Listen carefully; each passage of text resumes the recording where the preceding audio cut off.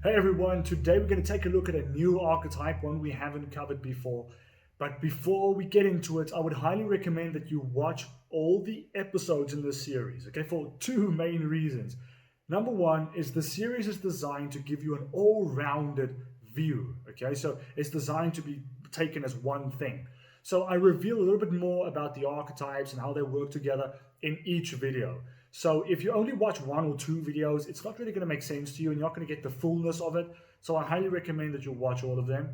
Second reason is that all these archetypes exist within you anyway. So you tap into them in different situations in life, as I explained in depth in part one of the Warrior video. Now, I said in that video that I do this a little bit different. I've got a little bit of a different approach to it about the whole archetype thing. So for example, just like the warrior, the magician archetype is seen as a male archetype. I use it for both genders, and I explain in part one of the warrior why I decided to do that and what I changed in order to be able to do that. And I explain the following. Each archetype is a different aspect of yourself that you tap into when you're in different situations in life. So for example, if you have to whether it's at home or at work, you have to go and lead. You have to create order, create structure, or like I said, make big decisions. You're going to have to access your king or queen archetype. That's the part of you that does those things. Okay, so if that's not fully developed, you're going to struggle to do that. So it depends how that archetype is developed, how you'll handle the whole situation. And I used in part one of the warrior, I used the example of an athlete. If you, for example, let's use it differently. If you ran your whole life, you're so good at running, you can run long distance, short distance, no problem. But you've never done a little bit of strength training. If you get into a situation where you have to lift heavy stuff, you're not going to be able to do that because you haven't developed that part of yourself. And that's where the archetypes come in, or how I use it though, is to show you which areas need some work. So the king and queen area represents that. So if you struggle in those situations, you need some work. And that's the goal. The warrior archetype represents the area of you that's about action, about getting things done, about showing courage, perseverance, dedication, and all those kind of things. So for example, if you have to physically protect yourself or your loved ones, you're going to have to access that archetype. If you are going through a difficult time, can be an emotional difficult time where you really struggle to keep your head above water. It's really tough. You're going to have to access the warrior archetype to persevere, to keep going. So each archetype represents that different area of ourselves. And if your warrior archetype isn't fully developed, you'll crumble in those situations. You won't be able to get it done. So for more information about these archetypes, go watch those videos because I go into detail about them. Now, the magician archetype represents the side of us, and this is like the more non-physical side, if you want to put it that way. Intellect, wisdom, intuition, insight, that's that part of ourselves. And this is really interesting and also a very broad, complex archetype.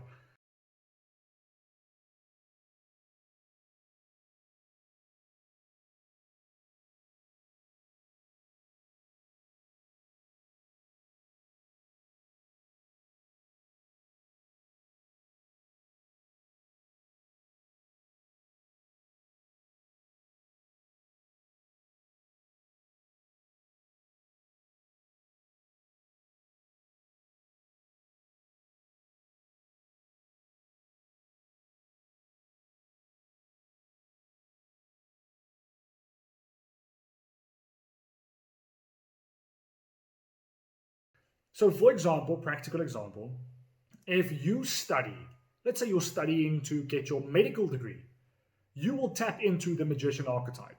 Okay, you'll tap into that side of yourself, gathering knowledge, using your intellect, using all of that. That's the magician side of you. So if that's not fully developed, then you will have trouble in situations in life which demands the magician side of you to be used. You don't have that tool. It's not developed, so you can't use it. That makes sense. Now, this whole thing about the king and the warrior and the magician, these are just images. Okay, it's just an image that represents that side of you. It's just easy to understand. So when you think of a king or a queen, you think of someone who's ruling, a powerful ruler who leads. That's what you think about. So it's just an image that represents this side of you. It's just easy to relate to. If you think of a warrior, you think of someone who's tough, strong, who perseveres, who gets things done. And protects, obviously. That's the warrior side. So it's just an image. So the magician is an image, an archetype that represents wisdom, knowledge, insight. It's quite interesting how these archetypes work together. I mean, for example, if you're in a situation where you're in a situation that requires your king or queen to come to the front, or the warrior part, let's use the king or queen because it's a bit easier. You must make a big decision about your family, about the way forward, maybe even your business. Big decision. So now you're thinking, right, if I make this decision, we'll have immediate relief. There will be immediate relief.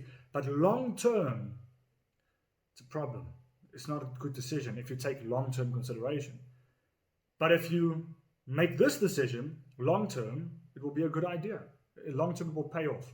Now, the ability that you have to look at things long-term, to see the long-term implications of things, that's magician archetype.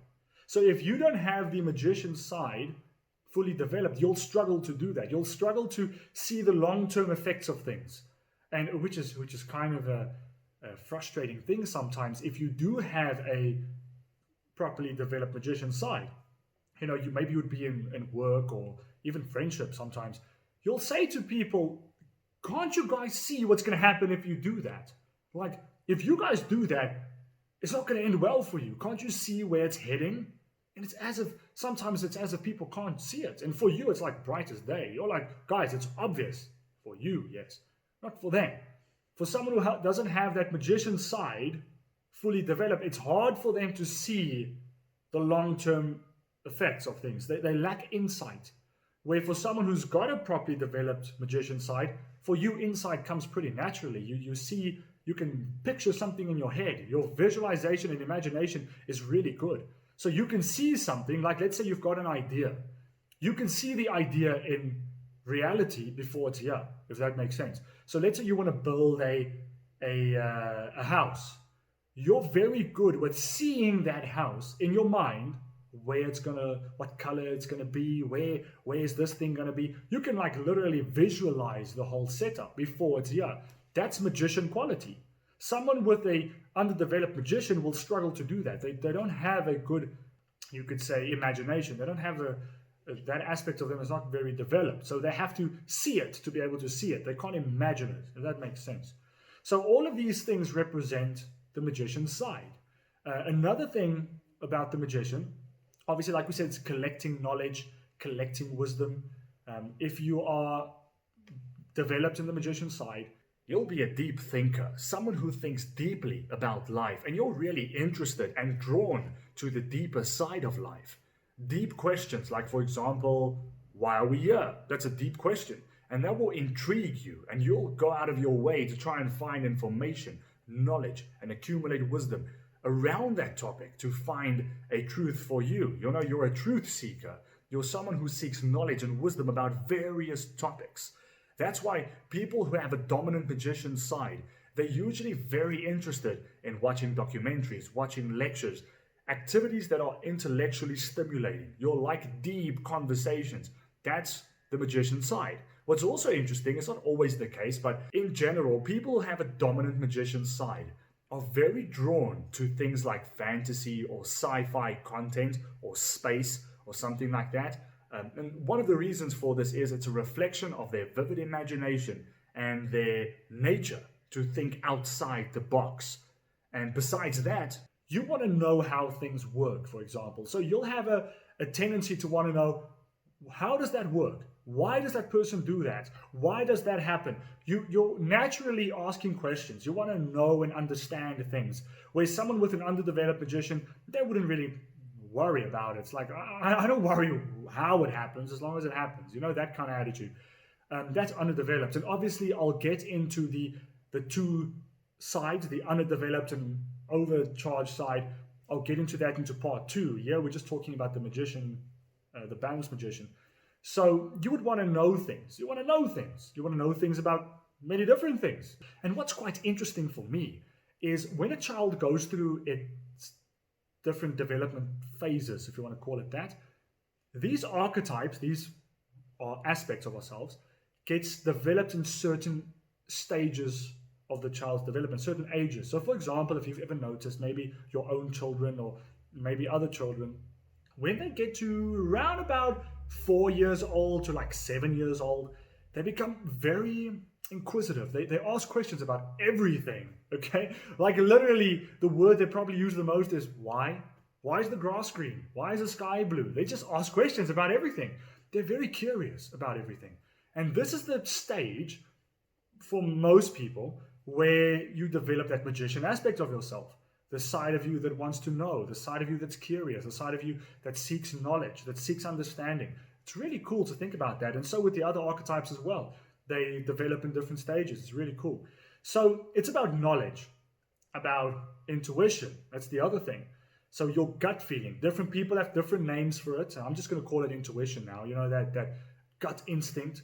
So for example, you meet someone new. Looks like a really cool person. Friendly, they look good, funny. Everybody loves them. But for some reason, something inside of you just tells you something is not okay here. You feel uncomfortable. It's like you don't trust them. You just get like alarm bells, red flags. I don't know why. I don't trust you. Something feels off. Then there's no logical reason for you to feel like that, but you do feel like that.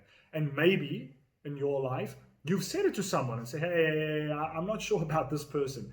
And maybe they'll tell you, hey, man, it's just your imagination. This person's great. I've known them for a long time, maybe. And then, while down the line, you hear, oh, things didn't end so well. And you're like, I knew it. My intuition warned me. That's quite interesting. So the magician is in touch with that side of themselves, that small voice. Maybe that's pulling you into a direction, telling you, hey, you should really do that, or you should contact that person. Maybe you've had this experience before where you just have something just tells you, call that person. They just pop in your mind. You're like, hey, I haven't checked on them for a while. So you call them and maybe they really needed to hear from you. They're going through a tough time. That you could say is your intuition. And like I said, many different people call it by different names, but I'm just going to keep it neutral. It's your intuition. Maybe something tells you, don't go there now. Just wait a little bit. And then you hear there was a car accident just before you left. And that can be your intuition warning you, hey. And the magician is in touch with that. The magician is in touch with their inner world. They're very in touch with that. Someone who's undercharged in the magician, they wouldn't feel that a lot. They wouldn't feel that subtle tug towards things, the warnings. They won't be in touch with that. Okay, so that's quite interesting. So you got the intuition, gut feeling, that forms part of our magician archetype. Another one is the magician is a creator. And what I mean by this, the magician does the following. The magician is good, the balanced magician obviously, is good with imagining things, creating an idea, seeing something in their mind and be like, hey, I've got this idea.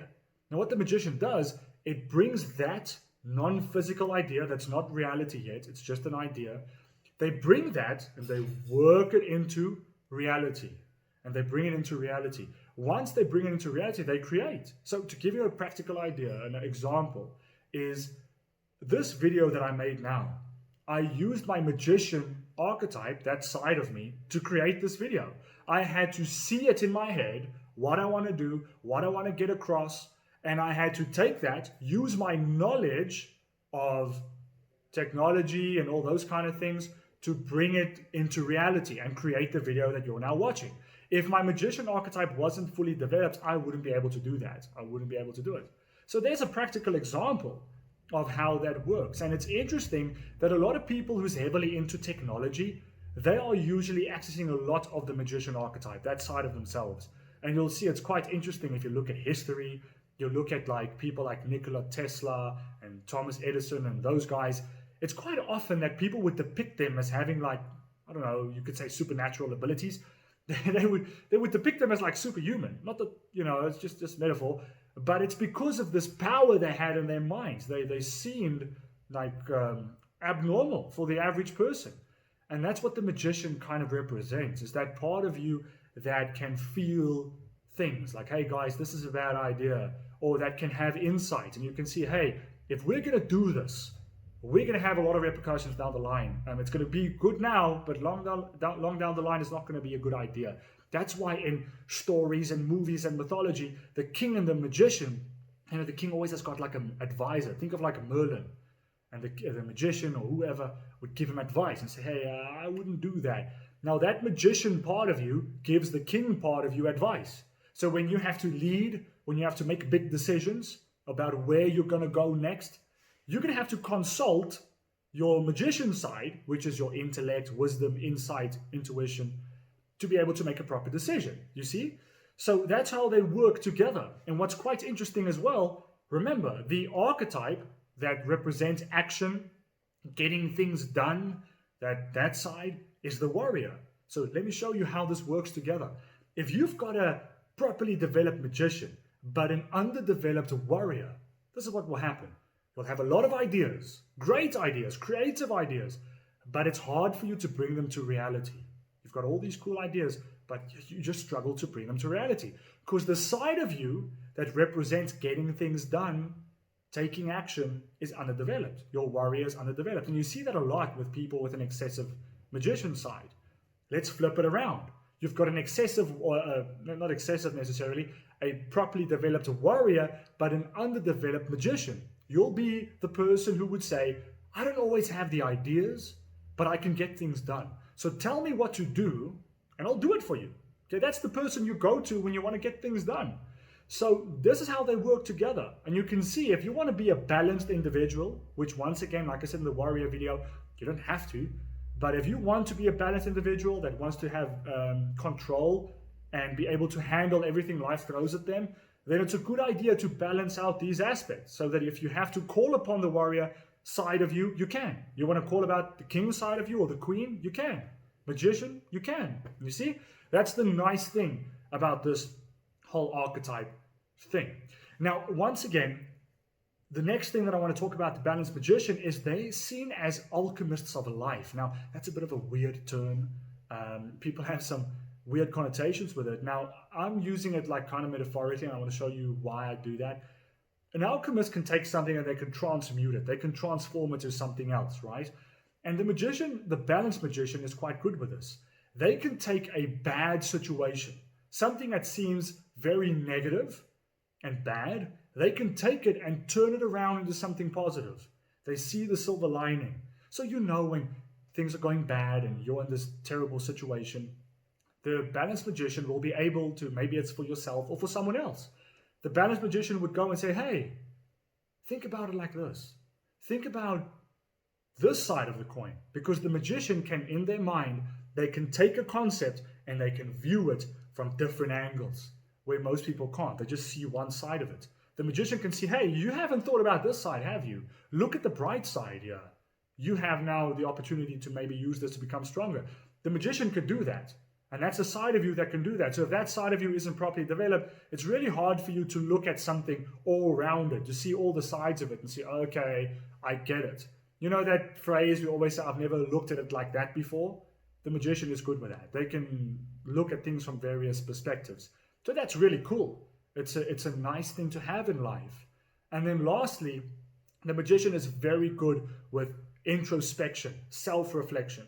And you see this once again. This part of ourselves usually comes out and develops in the teenage years. This is where a lot of teenagers go through this phase where they want to find themselves and they want to establish their identity a little bit stronger. They go through this kind of an identity crisis type of thing.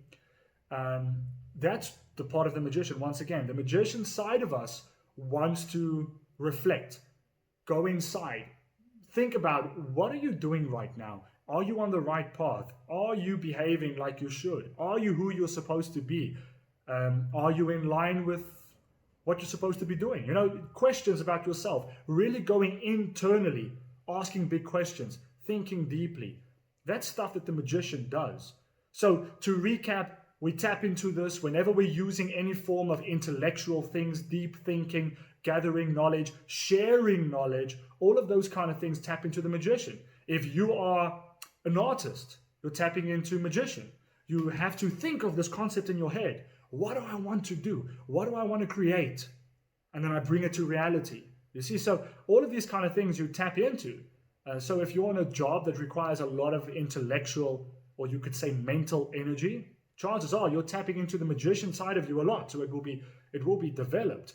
Then the trick comes into, is it overly developed? Is it balanced? Or is it underdeveloped? We have to then take a look at that, which we'll do in part 2.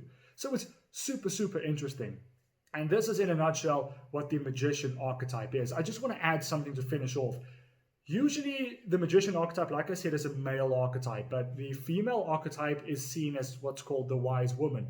Now, they're very similar. There are differences, yes. I'm not going to go into it too much now, but something I want you to think about. Let's take woman as an example. When you go through your cycle once a month and you go into that state that you're in, I want you to change your perspective on that. Women have this ability to, when they're in that cycle, they get this ability to be very sensitive to things around them. They feel things more deeply. They become more sensitive to things.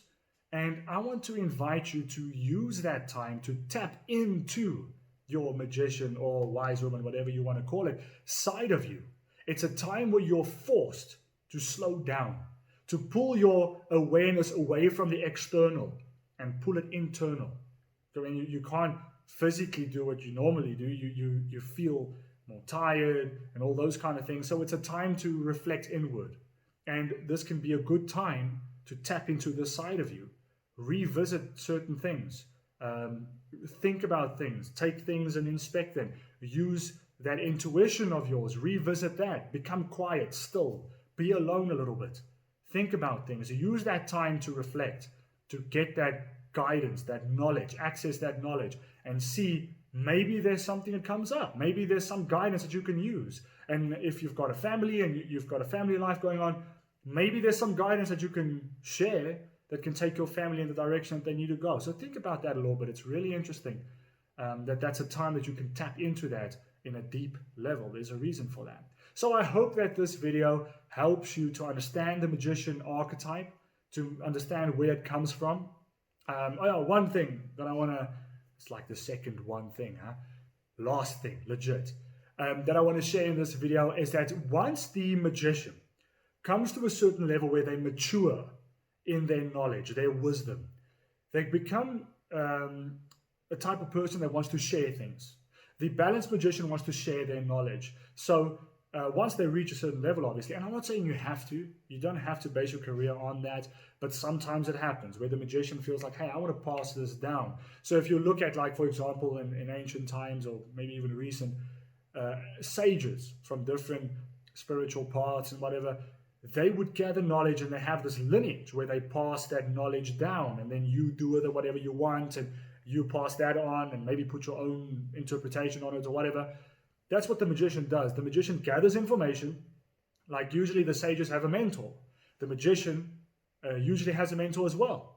So he or she would go and find information from a mentor or experiences, and they would put it together to make sense of things. And then once they get to a certain level in maturity of that knowledge and wisdom, they would like to share it with others, where the imbalanced magician would like to keep that knowledge. And they want to keep people dependent on them. Like, no, you need me to know. Where the balanced magician wants to empower others. They want to share their knowledge to make everybody around them better. So, for example, if you are in a parent situation where you have children, the magician side of you is going to want to impart that knowledge onto your children and say, hey, this is what I've learned. This is the views I have, to empower them to become great. That's the magician side. So that also happens when you develop that magician. So I hope that this video and part 2 will help you to unlock that part of yourself, to learn to know it a little bit better, to understand it better, and to access it better, so that you can become a all-rounded, balanced person.